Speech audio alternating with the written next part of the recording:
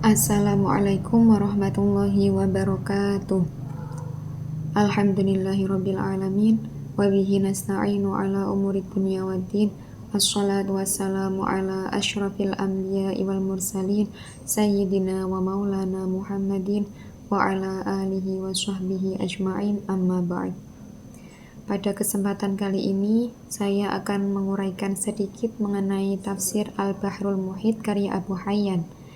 Pokok-pokok yang akan saya bahas yaitu yang pertama, biografi, yang kedua, metodologi, yang ketiga, sistematika, dan yang keempat adalah karakteristik. Baik, langsung saja ke pembahasan yang pertama, yaitu mengenai biografi dari Abu Hayyan Al-Andalusi. Nama lengkap beliau yaitu Muhammad bin Yusuf bin Ali bin Yusuf bin Hayyan Al-Andalusi Al-Wirnati. Beliau lahir di Andalusia pada tahun 654 Hijriyah dan beliau wafat di Kairo, Mesir pada tahun 745 Hijriyah. Beliau ini merupakan salah satu ulama besar dari Andalusia yang dikenal ahli tafsir, ahli bahasa Arab, dan juga ilmu qiraat. Dahulunya beliau menuntut ilmu di berbagai kota seperti Syam, Maroko, dan juga Mesir. Oleh karena itu, wawasan keilmuan beliau sangatlah luas. Keahliannya yang paling menonjol yaitu pada bagian ilmu kebahasaan seperti nahwu, shorof, balaghah, dan juga ilmu qiraat. Oleh karena itu, beliau terkenal sebagai tokoh yang masyhur dalam studi Al-Quran dan bahasa Arab. Karya beliau yakni Tafsir Bahrul Muhit adalah salah satu contoh tafsir yang menunjukkan bahwasanya kedalaman analisis beliau mengenai kebahasaan. Beliau menulis tafsir Al-Bahrul Muhit ini pada usia 57 tahun. Dan ada 3 hal yang memotivasi beliau untuk menulis kitab ini, yaitu yang pertama, untuk senantiasa membaca Al-Quran. Jadi beliau ingin senantiasa membaca Al-Quran karena Al-Quran merupakan petunjuk. Yang kedua, beliau ingin memperbanyak amal baik. Dan yang ketiga, agar jiwanya terjaga.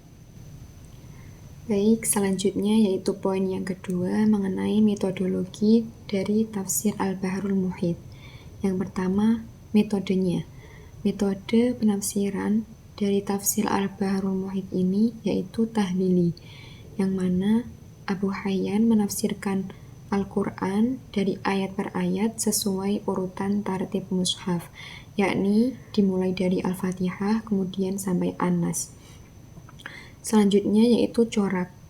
Corak penafsiran tafsir Al-Bahrul Muhit ini yaitu lebih dominan ke lugawi. Karena apa? Karena beliau ini sangat dalam menganalisis mengenai aspek-aspek kebahasaan dalam ayat per ayatnya. Yang ketiga yaitu mengenai sumber penafsiran dari tafsir Al-Bahrul Muhit, yaitu menggunakan 2 sumber, yakni Bil Ma'sur dan juga Bil Ra'yi. Bil Ma'sur karena Abu Hayyan menafsirkan ayat-ayat Al-Quran dengan menggunakan riwayat-riwayat terdahulu seperti Al-Quran dan juga Al-Hadis. Kemudian Bil Ra'yi karena dalam tafsir ini beliau menjelaskan aspek kebahasaannya dengan sangat dalam. Itu sebagai bukti bahwasanya tafsir ini menggunakan tidak juga bil maksur, namun juga menggunakan bil ra'yi atau dengan akal. Tidak lupa bahwasanya Abu Hayyan ini, beliau ini sangat kritis mengenai penafsiran-penafsiran dari para mufassir terdahulu, seperti Ar-Razi dan juga Az-Zamakhsyari. Meskipun dalam tafsirnya ini, beliau banyak menukil juga dari Az-Zamakhsyari, namun jika beliau merasa ada yang salah atau kurang sesuai, maka beliau tidak segan-segan untuk mengkritisi dari penafsiran mufassir terdahulu yang dirasa tidak sesuai tersebut. Poin selanjutnya yaitu mengenai sistematika dari penafsiran tafsir Al-Bahrul Muhit. Yang pertama yaitu beliau mengemukakan ayat yang akan ditafsirkan secara keseluruhan. Yang kedua, memilah dan memilih ayat-ayat yang akan ditafsirkan secara urut. Yang ketiga, beliau akan mengemukakan atau menjelaskan makna kata per katanya, seperti contoh Maliki Yaumiddin, yaitu ada kata Maliki, Al-Yaum, dan Ad-Din. Nah, 3 kata itu akan ditafsirkan secara sendiri-sendiri, aspek kebahasaannya, i'rabnya, nahwu, dan juga sorofnya. Kemudian setelah itu beliau akan menjelaskan secara rinci pendapat para ahli nahwu terdahulu, yaitu serta perbedaan mereka dalam segi i'rab-i'rabnya. Setelah itu, menyebutkan ragam qiraat dari ayat tersebut. Beliau tidak hanya menyebutkan qiraah sab'ah, namun juga qiraah asyarah. Kemudian setelah itu, beliau akan menyebutkan asbabun nuzul, muhkam mutasyabih, nasih mansuh, dan itu pun jika ada.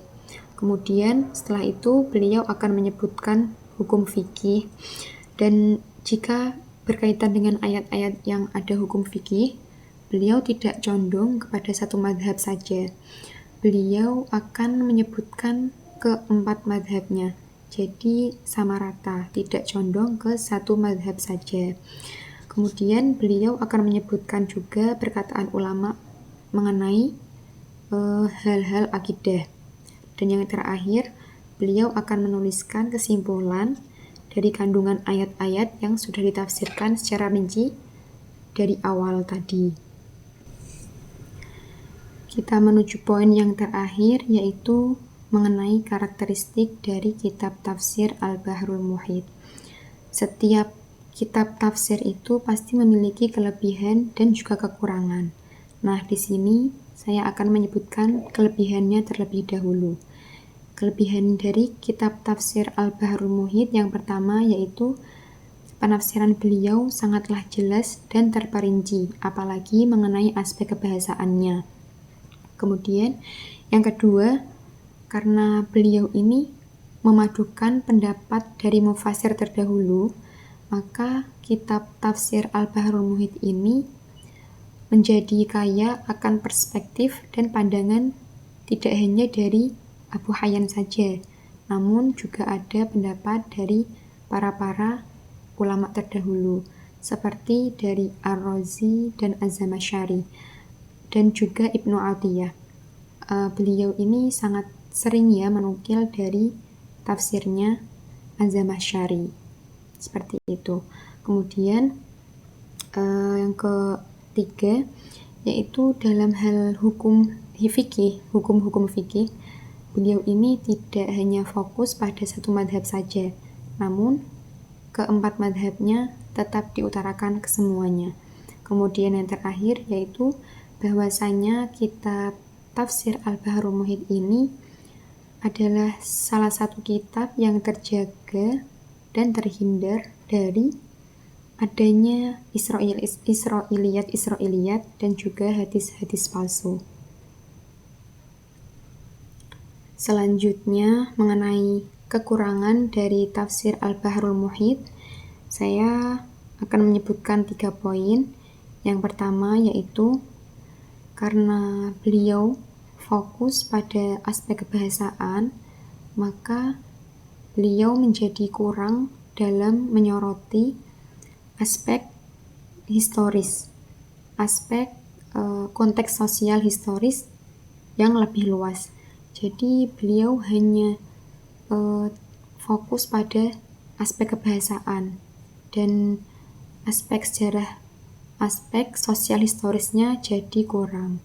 Kemudian yang kedua, karena mendalamnya aspek bahasa, maka kemungkinan orang-orang awam dan orang yang tidak paham mengenai bahasa Arab yang tidak paham mendalam mengenai bahasa Arab akan sulit dalam mempelajari kitab ini. Seperti itu. Kemudian yang terakhir yaitu bahwa beliau tidak mengutip secara lengkap sanad hadis yang dimaksud dan juga tidak menyebutkan sumber dari hadis yang dicantumkan. Seperti itu. Baik, mungkin hanya itu saja yang dapat saya sampaikan dalam pembahasan tafsir Al-Bahrul Muhit kali ini. Apabila mungkin banyak kesalahan, mohon dimaafkan dan juga tidak apa-apa untuk dibenarkan. Kemudian jika ada salah kata, saya mohon maaf. Cukup sekian dari saya. Wassalamualaikum warahmatullahi wabarakatuh.